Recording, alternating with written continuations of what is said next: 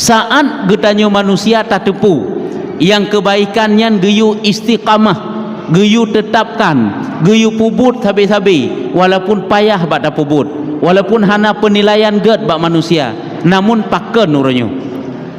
uronyo le getanyo kadang-kadang kebaikan tak tepu itu suatu kebaikan, namun kadang-kadang kita injak-injak kebaikan tersebut, getanyo ingkari kebaikan tersebut seolah-olah nyankan kebaikan, tak pubut paja yang galak getanyo dan apabila menguntungkan getanyo, dan tak tinggalkan apabila hana menguntungkan getanyo. Nyo dijawab oleh Ibnu Athaillah As-Sakandari yang bahwa manusia kan hana ilme, manusia kan hana turi teh yang ged teh yang hana ged, tetapi manusia hana dipubut kebaikannya nepegah karena manusianya kage pukurung akai li Allah,